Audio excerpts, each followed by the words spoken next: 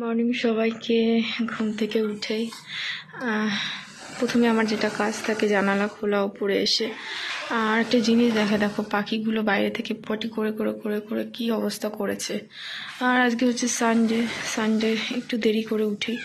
Normally অন্যদিন পড়ানো থাকে বলে তাও তাড়াতাড়ি উঠি, বাট সানডেটাই বেশি দেরি করে উঠি। আর এই যে আমাদের পাশে কারখানা হচ্ছিল, লাইক দেখো ওদের ওপরেও ঘর হবে, তো কমপ্লিট হয়ে যাবে, নিচেরটাতে কমপ্লিট হয়ে গেছে। আর এখানে সব ওরা জিনিসপত্র রেখেছে, পুরো অগোছালো লাগছে মানে দেখতে, বাট কিছুদিন পর এগুলো খুব সুন্দর হয়ে যাবে। তো এই আর কি। আর চলো আমার মুখটা একটু দেখায় তোমাদেরকে। একটু অসুস্থ ছিলাম অনেক দিন, তা ব্লগ করতে পারিনি, ওই কারণে এবার থেকে হচ্ছে তোমরা একদিন ছাড়া ছাড়া পেয়ে যাবে ব্লগ। তো যেটা বলছিলাম আর কি, একদিন ছাড়া ছাড়া ব্লগ পাবে, রোজ দেব না, কারণ রোজ আমি দিতে কন্টিনিউ করতে আমার পক্ষে মানে খুবই প্রবলেম হচ্ছে এই কারণে। আর এই রবিবার সকাল থেকে একটু মানে শুয়েছিলাম, একটু দেরি করে উঠেছি, আর একটু চারিদিকে পরিবেশটা দেখায় কেমন। আর আমি খুব অসুস্থ ছিলাম কদিন ধরে, আর কিছু অলসতার কারণে আমি ব্লগ দিতে পারিনি, বাট এবার থেকে সব কিছুই কন্টিনিউ হবে, সব কিছুই দেখতে পাবো। তো চলো আগে বাইরে দেখি কেমন ওয়েদার। এই হচ্ছে বাইরের ওয়েদার, দেখো ওখানে বকছে ওর মা, বাচ্চাটা খুব দুষ্টু। তো এই দেখো, আর ওখানে দেখো কুমড়ো না কি গাছ আছে জানি না, কুমড়ো হয়েছে, কুমড়ো গাছ। ওই দেখো আমার আঙুল সোজা সোজা, আমার দেখে কি লোভ লাগছে, মনে হচ্ছে খাই। বাইরে দেখিয়ে নিলাম এরকম একটা মোটামুটি ওয়েদার আছে। আর এই যে চলো ব্রাশ করে তারপরে কথা হবে। আর আমার গাছগুলোকে আর দেখাবো না, তোমরা প্রচুর পরিমাণে আমার গাছগুলোকে নজর দিচ্ছ, আর আমার গাছগুলোর পাতা কেমন শুকিয়ে যাচ্ছে, আর তো আমার গাছগুলোকে দেখাবো না। তো চলো, আমার গাছে আবার পিঁপড়ে লাগছে কেন জানি না, আমার গাছগুলো মনে হচ্ছে নষ্ট হয়ে যাবে। খুব সুন্দর ফল দিয়েছে, বাট আর দেখাবো না তোমাদেরকে, তোমরা খুব দুষ্টু। চলো ব্রাশ করে দেবো। তো এই যে আমার কলগেট নেওয়া হয়ে গেছে, ব্রাশ করব, কারণ বাসি মুখে আর বেশিক্ষণ থাকা যাবে না, কেমন ইরিটেটিং হচ্ছে।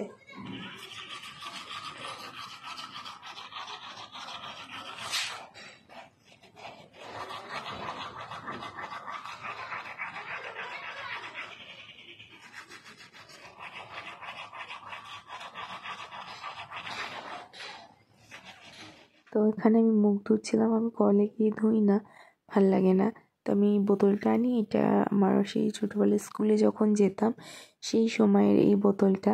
তো এটাকে আমি রেখে দিয়েছি যত্ন করে, এটা নিয়ে আমি মুখ ধুই ওপরে এসে। আর আমার এরকম ওপর থেকে মুখ ধুতে এত ভালো লাগে না।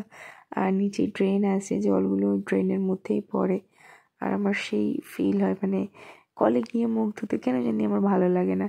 এরকম একটা বোতল নিয়ে, আর এই অভ্যাসটা হচ্ছিল আমার হস্টেল থেকে, মানে যখন আমি হস্টেলে থাকতাম তো এইভাবে করতো, কারণ অনেক ভিড় হতো কলের মধ্যে, অনেক ছেলে মানে মেয়েরা থাকতো, তো ওই কারণে বোতল নিয়ে মুখ ধুতাম এরকম। সেইখান থেকে আমার একটা অভ্যাস হয়ে গেছে, একটা ভালো লাগা বলতে পারো।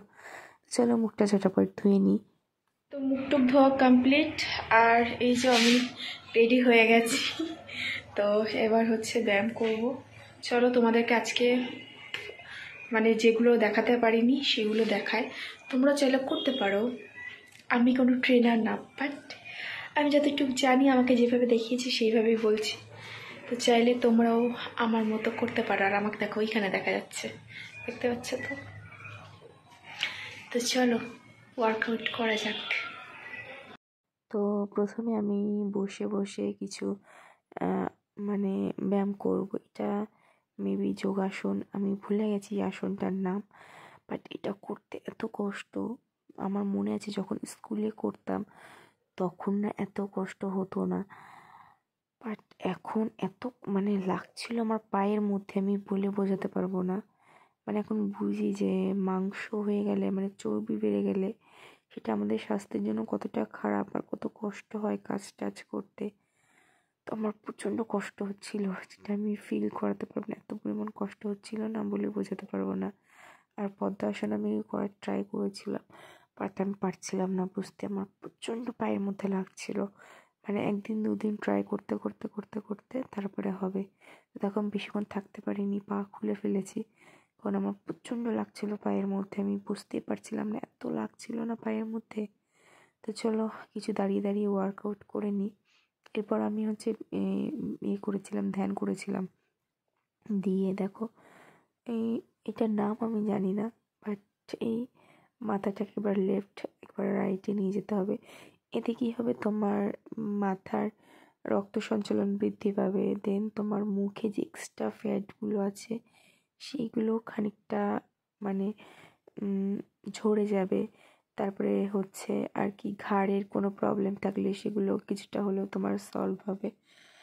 তো আর আমার ঘাড়ে প্রচণ্ড ব্যথা করে, তো ওই কারণে আমার এই ব্যায়ামটা আমাকে দেখিয়েছিল ডক্টর।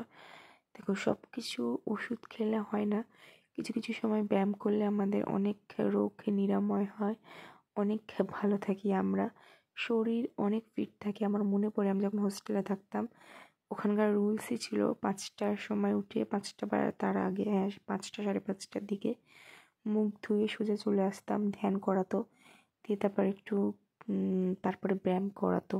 তো ওই অভ্যেসটা আমার ধরে রাখলে ভালো ছিল। হোস্টেল থেকে চলে আসার পরে ওই অভ্যেসটা আমি আর ধরে রাখতে পারিনি।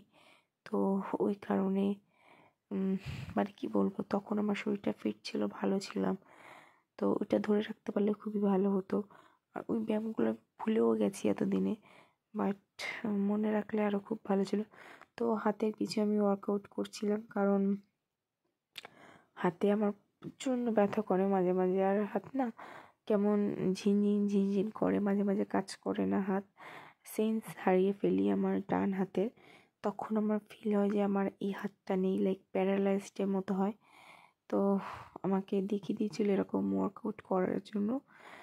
তো একদিনে তো আর সারবে না, কিছু সময় লাগবে, 1 মাস 2 মাস এরকম করতে হবে, তারপরে হবে। হুট করে একদিন করলাম ব্যায়াম, আর তারপরের দিন মনে করলাম আমার সমস্ত রোগ ভালো হয়ে যাবে, আমি সুস্থ হয়ে যাব। এটা ভাবাটা হচ্ছে এক ধরনের বোকামো। তো আমি এটা ভাবি না কখনো। তো অবশ্যই টাইম লাগবে। আর এখন অনেকে বলতে পারো তোমার কি এমন ওয়েট বা দেখে যে এত কিছু করতে হচ্ছে, বাট ট্রাস্ট মি, বিশ্বাস করো আমার 70 কেজি হয়ে গেছে, যেটা আমার হাইটের জন্য পারফেক্ট না। আমি খুব একটা লম্বা না, আর আমার বয়সের জন্য এই ওয়েটটা আমার জন্য পারফেক্ট না।